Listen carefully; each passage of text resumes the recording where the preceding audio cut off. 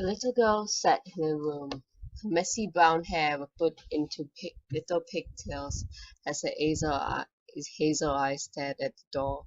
She hugged her stuffed giraffe close to her little body and listened closely to the loud yells of her father and mother. "I should have never had any damn kids!" screamed a loud, deep voice. All they do, all they do is make messes, complain, and draw on walls. He was cut off by the high, angered yells of the girl's mother. "They are children, David. They don't know any better." "Oh, fuck me, Marybeth. I don't want to hear your bullshit excuses. I've had just about enough with them. And what do you plan to do about it?" The girl heard footsteps coming towards her room. As she held her giraffe closer, the door was violently opened and the doorway stood her large, angry, overweight father. In one of his meaty hands, he held a large textbook. "David, stop it!" screamed her mother, but the father ignored his wife's pleading cries. He grabbed the little girl by the collar, and she screamed and kicked, trembling and shaking in fear. The girl's father harshly held up the textbook. "This is for drawing on my fucking walls, you little bitch." Years later, the little girl known as Natalie was now 9 years old. Going through the stage of puberty, she was naturally a little chubby. Like the usual, she sat in her room watching TV. Her dad was ranting on about some economic crap that she couldn't give a less shit about as she munched on some popcorn. She was also currently drawing a picture. There was a bit of gore in it, but strangely she liked drawing blood. It gave her some weird satisfaction. Other than that, multitasking was no problem for her. It became apparent to her at a young age. After doing so much hard work and labor, she was able to do so many things at once. Drawing ended up being her talent and passion. It was her way from escaping from reality. Whenever something bad would rear its ugly head and peer in, or when she was simply bored. She heard She suddenly heard the closing of her door and looked to the left, pausing on munching on her popcorn. There stood her brother Lucas, who was 14 years old. "What is it?"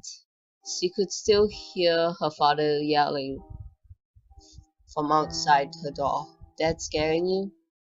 He let out a chuckle. "No way. I think we're both used to his yelling by now." There was a long pause. "So why are you in here?" He seemed to play with his sleeve slightly, intrigued a bit. "I have to ask you something." He trained his eyes. She floundered slightly, growing impatient with her brother interrupting her movie and drawing. "What?" "Say you wanted to be cool and grown up like a teenager." She nodded, slightly brightened up suddenly. "Well, I have an offer." "I'll spit it out, you dimwit." You know what guys and girls do sometimes, right? Next day at school, Natalie did not say a word. She did not speak for the whole day. She didn't have anyone to speak to anyways. Nobody could know. Nobody should know. And nobody would know. The teacher picked up on a few of her puzzled expressions, but she dismissed it as if she just did understand the lesson. Natalie also felt as if she was in severe pain. She had no idea it could hurt feeling scared. She walked home and silently went to her room. Later in the day, she was once again greeted by her brother. Nobody would know. At school, she finally decided to tell someone. even though they weren't her friends. She just felt she had to. She walked up to a group she would occasionally see in the hallway. They looked like nice girls, and then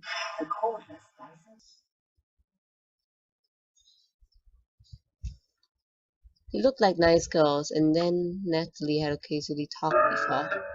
Hey Mia, the ginger girl looked over at Natalie having a straight face. Yeah, I really need to talk to you about something. It's been going on for a while, and you and your friends, well, I feel like I you're the only people I can trust. Mia and her friends seemed to pull little smirks, but for only a moment, little did Natalie know they were hungry for gossip. Alright, you can trust up. Trust us, what's up? One day later was all it took. She had been getting constant remarks on social networking sites such as Facebook. One time, someone even called her a whore. Not to mention, their lunch ended up getting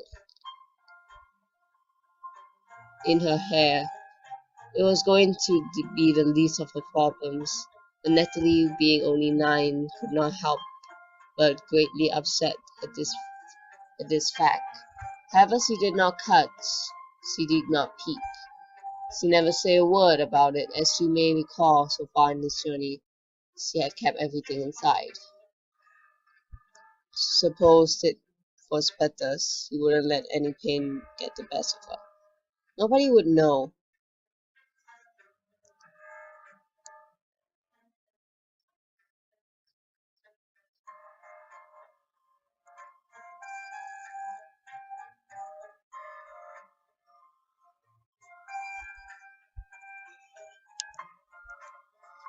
3 a.m. school night. Her mother was going to kill her. The girl known as Natalie was now 16. She was productive in high school, close to the honor world for once she felt calm and happy. Though like the usual, she would occasionally become a hermit in her room, hiding away from her dad, who still liked to constantly yell and baby about economy and money and politics and all the bullshit that she had flat out tired of hearing. Her eyes started to feel heavy. She had an assignment to work on, but that was no longer important to her. All that was on her mind was sleep. She closed her laptop, and after her eyes adjusted to the darkness slightly, she saw her old, worn-out stuffed giraffe in the corner. She stared at it in complete, utter silence. A memory passed through her mind. She felt tears come to her eyes, but quickly she blinked them back. No more breaking, she thought to herself, but she continued to stare at it. What the fuck are you looking at?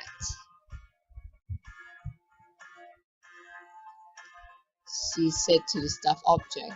It simply stared back with soft, dead, black, beady eyes. She shook her head and stood up. She looked down at the little toy animal and gently picked it up in her arms. She cradled it and spoke softly to it. I'm sorry. Some tears ran down her face. She pat its soft, rough, short fur softly. As she lied on the bed, she slowly went to sleep. She was woken up by the angry growls of her mother. She opened her eyes. I can't believe I forgot to take that laptop away. You were on it all night, weren't you? Natalie sighed and pressed her face deeper into the pillow, hugging her giraffe closer. Her mother sighed and walked out. She took the shower, brushed her teeth, ate some breakfast. She then got dressed. She put on a gray-blue hoodie with fur on the inside, and that was the hood. It was her favorite, but it was the only one she could wear to school due to the others being in the wash. She also put on black jeans and something fashionable boots. She then finally went down the stairs and get driven to school. She hopped in a car and her mom sped off towards the school. Ever on the way there, due to the lack of sleep, she slowly put her hands against the window of the car and started to drift off her dreams, or nightmares, I would say. Consisted of physical abuse as a child, secondly, the sexual abuse of her own brother Lucas that lasted for 4 years before she had the guts to turn it off. She started twitching and quaking in her sleep, but her mother took no notice. Her mother never took notice. She was suddenly sharply awoken by the sound of her mother, who here having an annoyed tone, most likely from her sleeping. She looked at the large sign of a school that read, Ockerview College Great Institute for the Creative Fine Arts. She signed tightly and stepped out, putting her backpack on the shoulder. See ya, she proclaimed, closing the car door. She walked into school and chatted with a couple of friends until she went up to her locker on the third floor. She grabbed her books, and before 5 minutes of time was over, she went to class. Her English teacher annoyingly put her hand on Natalie's desk. Where's your assignment, Miss Olette? Natalie swallowed. I forgot it at home. Sorry, Miss Holmes. She growled and stood. The time is up, Miss Olette. Don't disappoint me. Natalie seemed puzzled by the thought for a moment. She didn't know why, but those words seemed to melt through her. She simply ignored it, but went back to listening to the lesson, falling asleep not too long after. Later that day, she went to her locker for fun period, when suddenly her boyfriend Chris came up to her. Hey, talk to me after school, alright? She smiled, loving to crop to Chris. Though strangely, she didn't expect anything. He was always such a sweet guy. During her French class, she dared not pay attention. Instead, she doodled the things she loved to draw: blood, gore, people being stabbed, knives, and masks away, things of the such.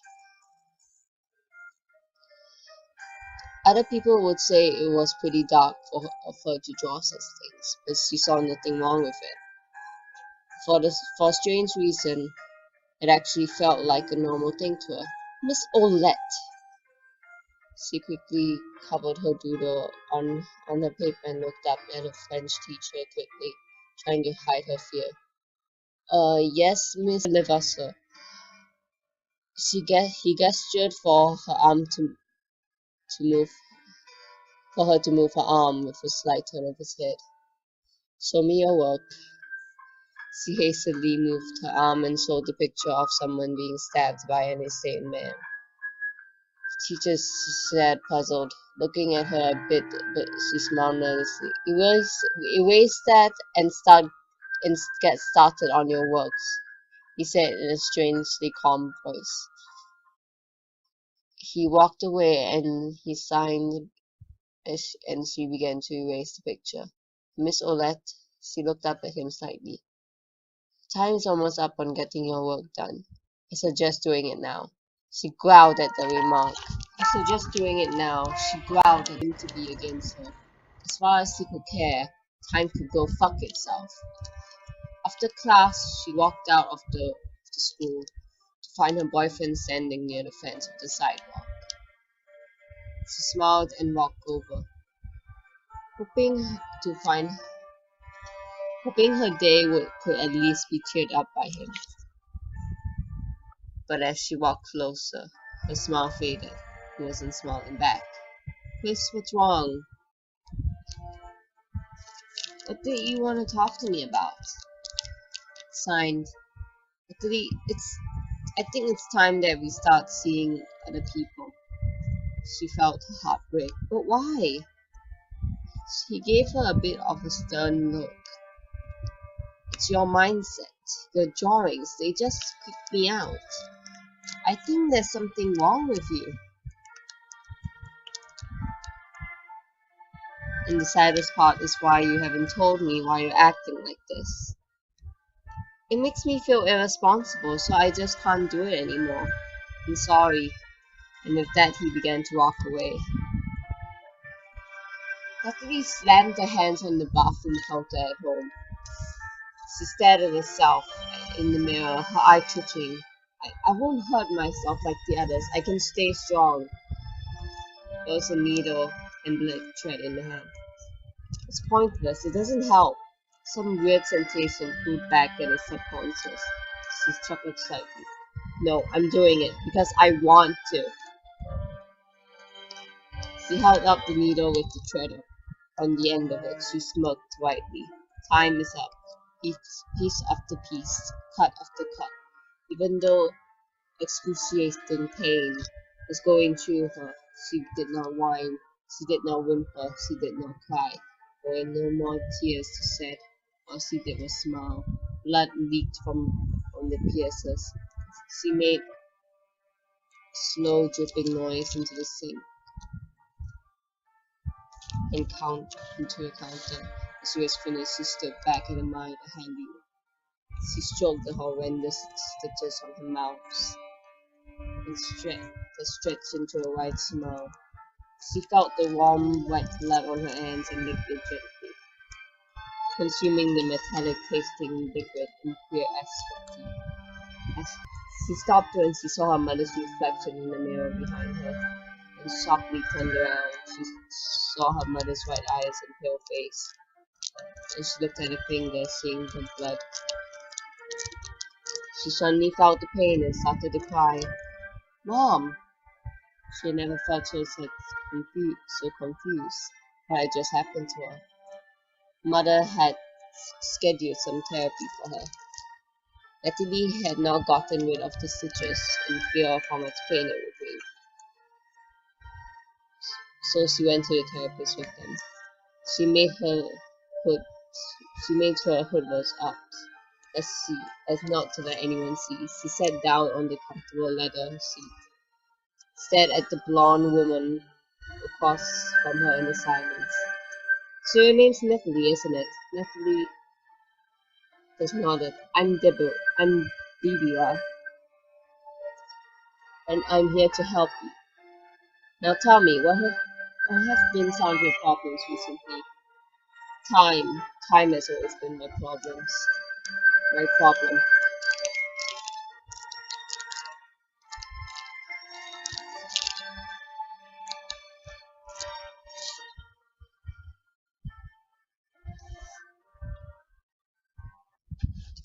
What about time, dear? Lee hands roughly with the letter of the seat. Everything. It makes you live through it, slowly processing through life, being controlled by society only to be tortured or seemingly to no end until you find you no longer have a purpose. It's a vicious cycle. Time does not end, it does not slow down, it does not speed up, it is violent. It makes you live through the torture over and over again, unable to fast forward away from it. Natalie really had no idea what she had just said. She felt like she wasn't herself anymore. Could this be because of all the things she had kept contained? No, it was impossible. But for some strange reason, she liked it. Therapist leaned closer. Sweetheart, I want you to tell me what's happened to you. At least still stared. There was a long pause. She smoked slightly, the pieces of the stitches slightly opening again. Why don't you tell me, Blondie? You're the expert. Deborah, Debia seemed to have a bit of an annoyed look. I can't help you unless you tell me what's wrong, Natalie. Fingers started to tear at the leather seating. Natalie isn't here anymore. With that, Deborah's eyes opened. She got up. I'll be back. Please stay here. She walked up, leaving Natalie alone. Maybe if she had done something at the point, she would have come to be at what she is today. Maybe more people would be alive and maybe she would be sane again. As much as I would love to, but I would admit she got up from the chair and stopped all this from happening. I'm obliged to give you the horrible truth. That Natalie did not move. She sat perfectly still, perfectly silent, and perfectly calm in that chair. And after a while of waiting and impatience, parents finally walked her in. She stood happy to go, but she noticed her parents' expressions. Even her father had a strange, saddened look on her face. Confused and grew. She said no words. Followed them to the car on the way where she thought she was going back home. She started to drift off. Strangely, she heard the dark voice in a dream. It almost sounded like herself echoing into internal blackness. The time is up. She sought awake, some bead sweat rolling down her face. She wasn't home. She wasn't in the car. She was in bed. A white bed in a white room. She looked to her side, seeing she was hooked to a heart monitor. She went to get up, but suddenly realized she was bonded now. She panicked. She tried to struggle, but paused hearing the door left open. A man with a white shirt looked at her, his hands behind his back. He always looked like one of those cliche doctors we would find in some scientific lab. She paid full attention as Mr. Scientist started to speak. You must be very confused now. I can imagine. I'm letting you know we're only here to help. Parents agreed to sign you a contract to give you some mental drugs to hopefully help your state of mind. She opened her mouth to protest, but quickly silenced. You don't need to worry. You'll be back to normal in no time. Just try to relax. He walked over and she tried to skittishly move away, but couldn't due to the bonds of the leather straps around her wrists and legs.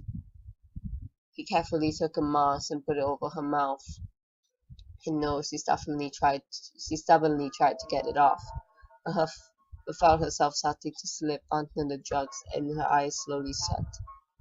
And suddenly she woke up. She couldn't comprehend what the hell she was seeing.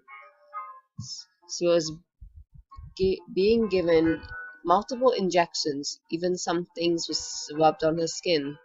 She felt woozy, but was completely aware of her surroundings. She was entering a rare state which some patients go through while undergoing surgery. They were unable to see as they were worked on. They can feel the pain, their brain is active, but they cannot respond. However, she was able to. Her heart rate on the monitor started to speed up, and her doctors took notice of it. They looked at her seeing her open eyes. One of the doctors was yelling at another. She couldn't make out what they were saying. She suddenly felt a rush of adrenaline. She slowly started to slip through her bonds, shaking violently. One of the doctors was going to hold her down, but suddenly hesitant of doing so. And all three doctors backed away. She sat on the edge of the bed now and whipped off the mask and tube from her arms. She got up and started to stumble towards them. Her breath hitched and her vision was blurry. She could make out herself giving off a couple insane chuckles. Suddenly, she felt a searing pain in her chest. She gripped where her heart was supposedly be and dropped to her knees. She coughed blood and fell to the floor, completely blacking out. She woke up slowly and groggily after that. She was back in bed. The doctor was sitting beside the bed. Something went horribly wrong. She didn't know why. She felt a tremendous amount of hatred towards the doctor. She took notice of it and looked away. You weren't supposed to wake up while we were giving you the doses for your mental state. We weren't sure how it affected you, but we have a feeling we're going to find out. He paused for a second before taking out the small mirror and not looking at her. It happened to have an effect on your appearances as well. She looked at herself in the mirror and her eyes widened. Her eyes, they were completely green. She noticed she still had the stitches in her mouth as well. For some reason, she couldn't help but feel happy. Her heart rate started to increase again. She gave out a low chuckle.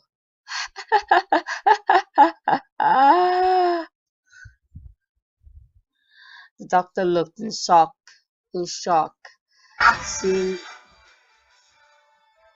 seeing she was already standing over him. Doctor, she said, still chuckling. He trembled slightly, pressing a button from under the monitor. Yes, your time is up. A loud scream was heard through the halls of the apparent hospital. Two security guards burst into the room, kicking the door open. Blood was the first thing they saw. Blood on the walls, on the bed, on the floor. Hell, even on the ceiling. Natalie had taken the doctor and strapped him down onto the bed. His spine was completely snapped as the bed was bent almost into a sandwich.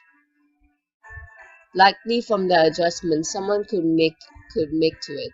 Blood poured from his eyes, nose, and mouth, and just about every orifice of his body. And there in the corner of was the murderer, happily drawing her gruesome pictures on the wall in blood, followed by the phrase, "Your time is up." She totally turned to them. Crazy white grin spread across her face. "Hello, friends. Would you like to play?" The guards quickly pulled out their guns, and suddenly she charged at one of them, being able to dodge his bullets. She grabbed a large knife from a sheath onto his pockets and slashed it across his waistline. Blood and organs flooded out, and he collapsed to the ground. She inhaled deeply, loving the damn stench of death. The other shook in fear and dropped his gun. She slowly walked up to him and placed the tip of the knife at his chest. "The time is up." She slowly slid the knife down his chest all the way to the end of his gut. His organs spilled out onto the floor as well and collapsed dead. Natalie's mother was silently sleeping in her room next to her husband. She awoke to the sound of the knocking door. She goggily got up and walked out of her bedroom. The front door. It was completely pouring outside, and thunder boomed in the distance. She walked up to the door and paused when she was about to grab the knob. There was a faint sound of insane laughter.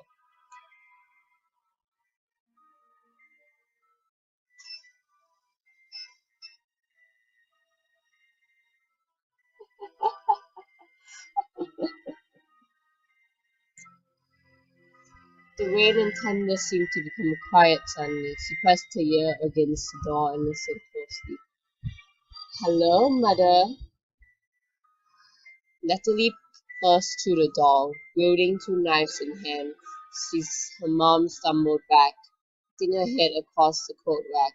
One of her hooks broke into her skull and she bled violently from the back of her head. Onto the floor, she fell to the ground paralyzed, but still conscious. Natalie towered over her, slowly leant down to meet the level of her eyes. She saw the two knives covered in the thick red blood. "I was suffering, Mother." She ran the tip of her knife across her cheek, cutting it slightly. Natalie tilted her head. "But you did nothing." All her mother could do was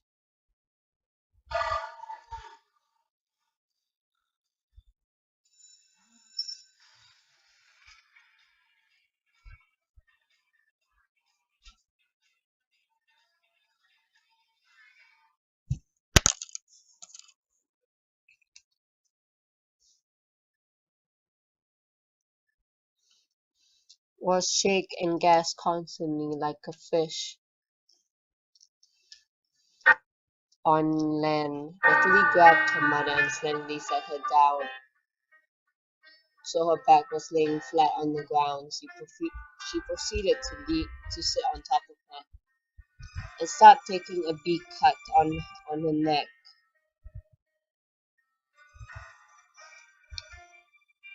Her mother, Natalie grabbed on her chest. Her mother only gasped and sobbed.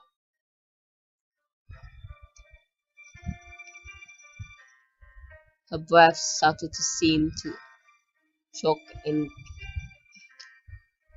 guggle. Natalie knew she didn't have much time left. She proceeded to forcibly open her chest cavity with a loud crack and reached in and grabbed her mother's heart. As it slowly beat in her hand, its pulses were growing dimmer and dimmer.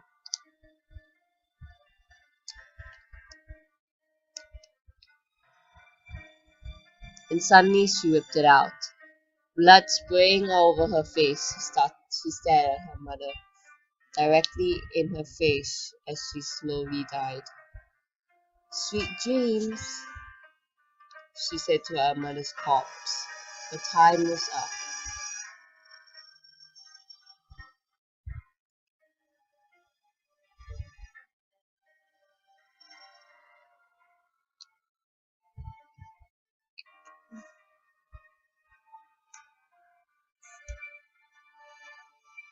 She put the heart into her mother's mouth, patting her cheek softly, and stood up.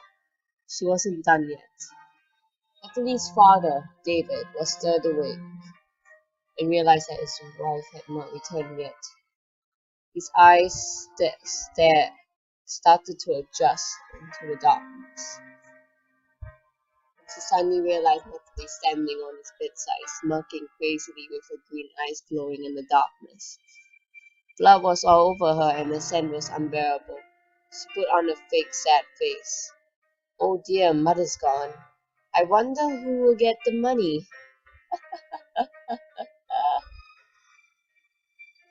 She suddenly grabbed her father's forehead. "That's all you ever cared about anyway." Her father, however, was a fighter. He sprung up and grabbed her by the neck and threw her to the ground. He started to stomp on her chest until she coughed up blood. He stared down at her. "Doesn't it feel good, Daddy?" She coughed out more blood. "After all, you never seemed to mind doing it all those years, didn't you?" He narrowed his eyes. "You aren't my daughter." A wider smirk spread across her face. She looked at him with glowing eyes as blood dripped down from her mouth.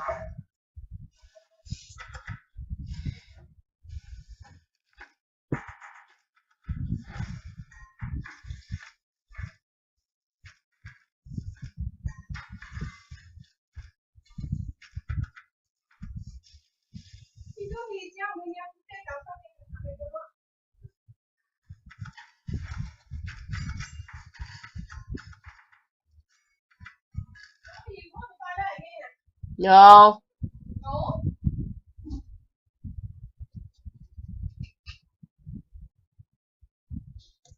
"You're right, I'm not." She suddenly tripped him, causing him to fall hard on the floor. She got up, knives in hand. "They say the bigger they are, the harder they fall." While he was wounded, she grabbed a pillow and stuffed it in his face and started to stomp on his face.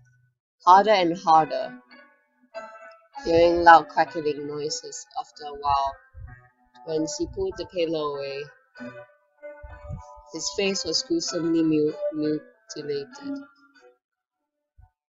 He was making muffled noises and crying in pain.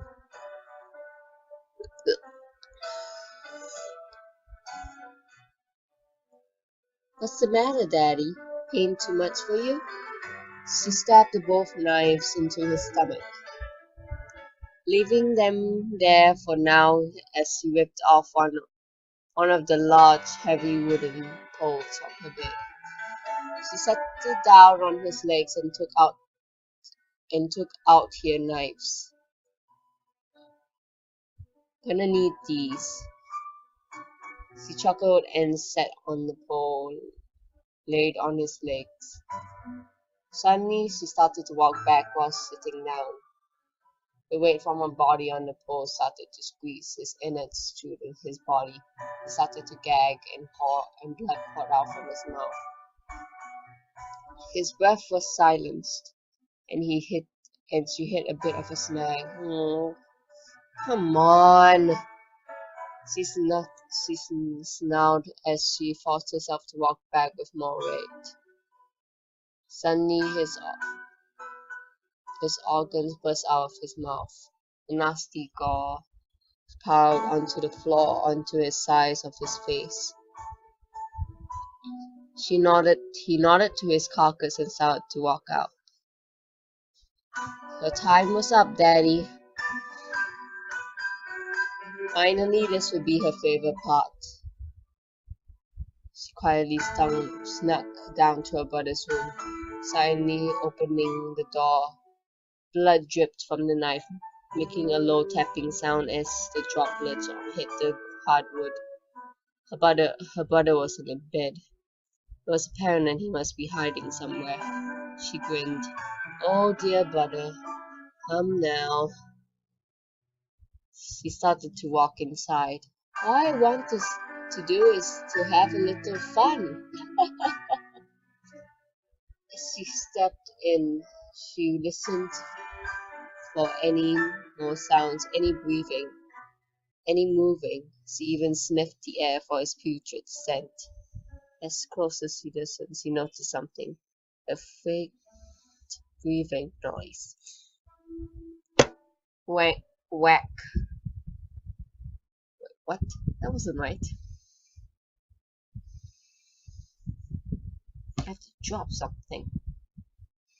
Something heavy. Like this. That's not good.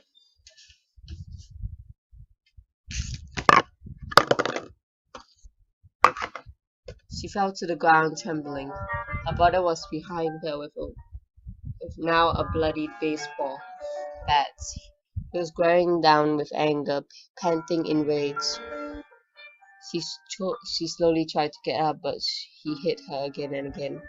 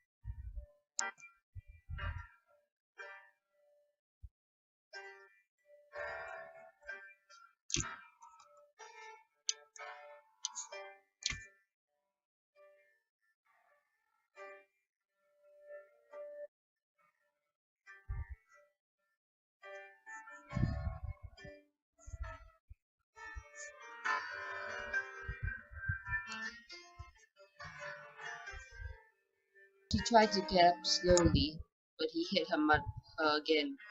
Mother always did like you best. He hit her hard one last time before taking a breather. She was breathing heavily.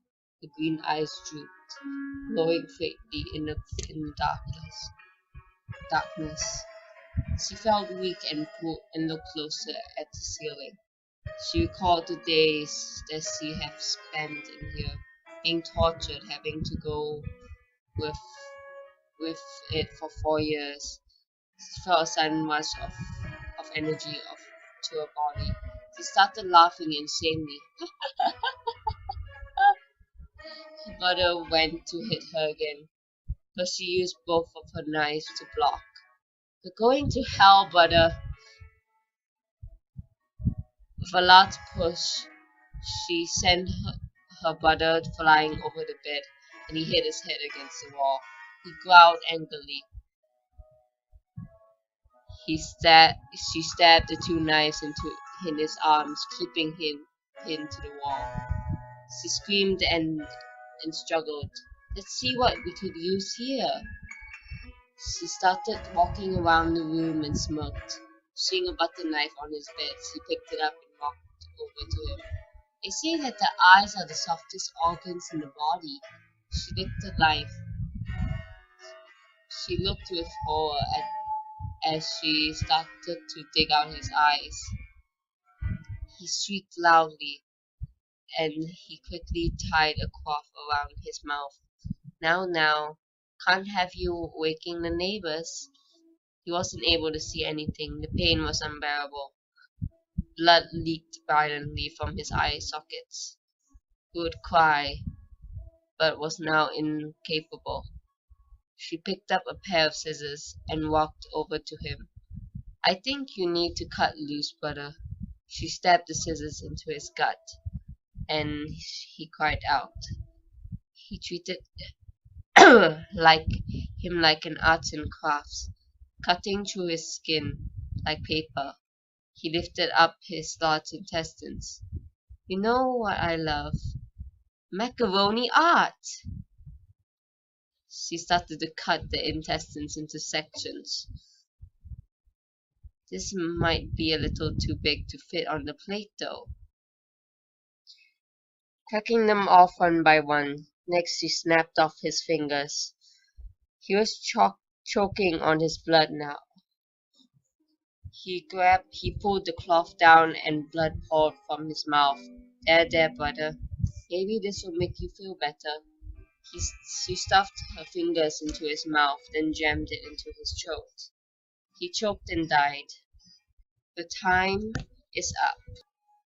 The girl known as Natalie walked into her room. In the corner she saw the stuffed giraffe.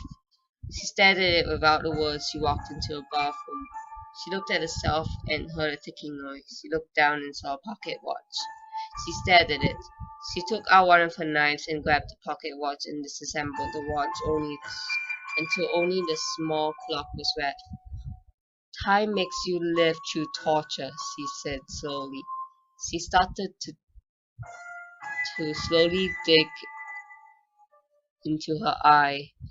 As her vision of her left eye grew blurry and red, the eye fell into the sink as she tore it. There was a squishing sound until it felt like the clock fit perfectly in her eye.